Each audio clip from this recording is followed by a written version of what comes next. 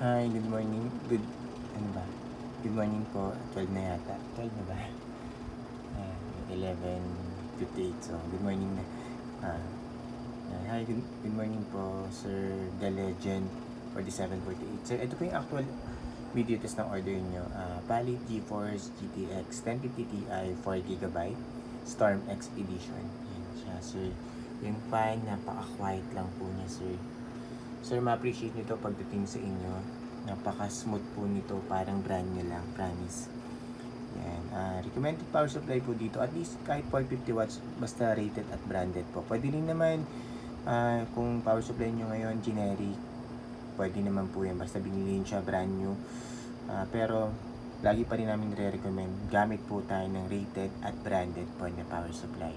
Okay, invest po tayo ng magandang power supply, height po yan ng PC natin, so wag po tayo magtipid sa power supply. Okay po?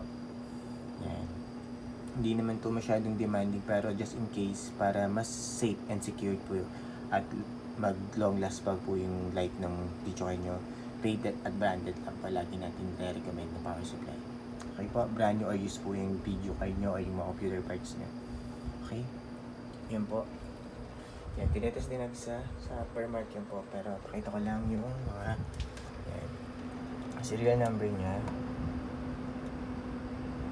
Yan po. Tapos yan, may official warranty sticker niya. Ayun, nasa screw. Yan po yan, nasa screw. Official warranty sticker po yan ng Palit. It means never pa po yung na-open or na-repair. Yan po yung nasa screw. Color black and white. Tapos may warranty sticker din po kami yan. Ito sir, please note po sir, meron po kayong 1 month warranty sa amin. Pag may any issue po, message nyo lang po kami. Huwag nyo na po kayong magtanong na sa mga tech or ano. Kami na lang po message nyo as long as under pa po ng warranty. Para po hindi na nila pakailaman, buksan yung video card nyo, alisin yung warranty sticker. Void po kasi yung warranty sticker. Pag inalis po yung warranty sticker, void po yung warranty nyo. So, meron naman po yung 1 month warranty sa amin. So, message nyo lang po kami, sir. Okay? I-help namin kayo. Yan. Nothing to worry po. Yan. As long as intact yung mga warranty sticker natin, hindi po inalis, hindi po binuksan yung video card, nothing to worry po. Help namin kayo.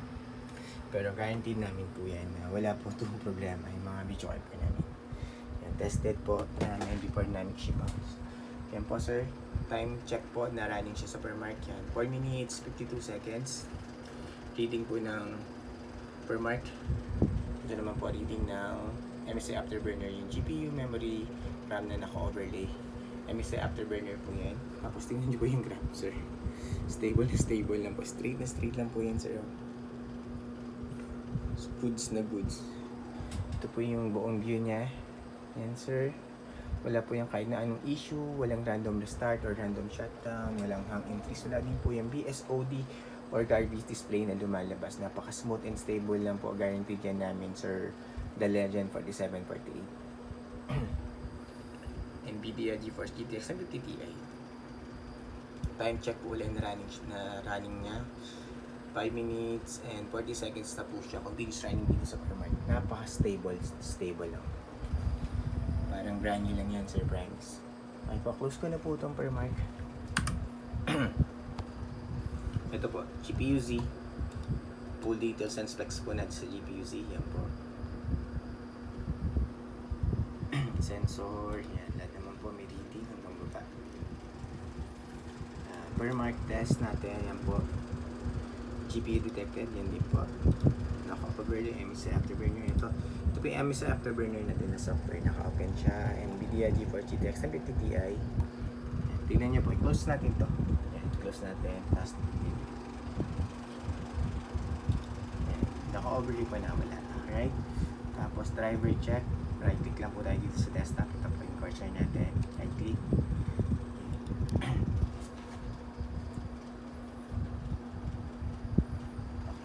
Yun po, wala namang problema, naka-install po yung driver natin. System information po ng driver.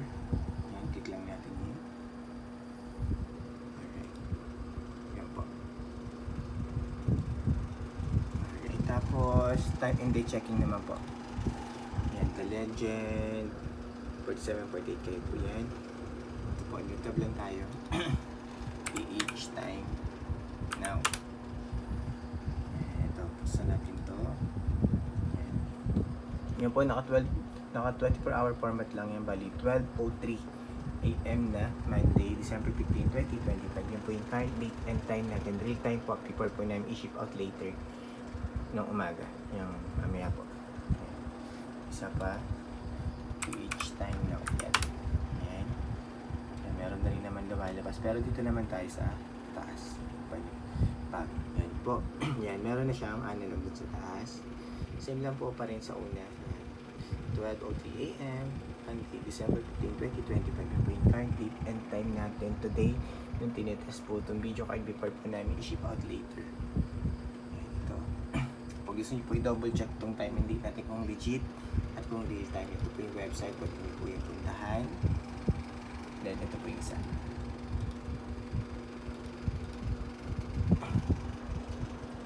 Okay po. Yun lang po, Sir, The Legend 4748.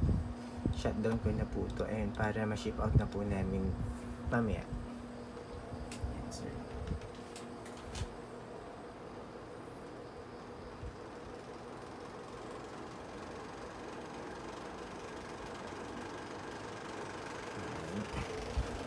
Yung maingay po yung electric fan ko, yan.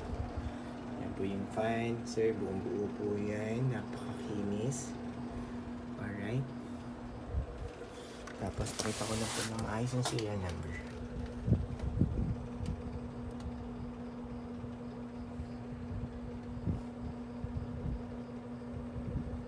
Tapos serial number, tapos yung nasa taas. Ito yung model. Ayan.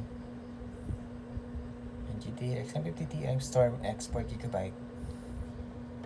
Tapos warranty sticker po namin, sir. Pulitin ko lang po. Bawal po alisin yung warranty sticker natin or buksan po yung video card para hindi po ma-void yung warranty nyo.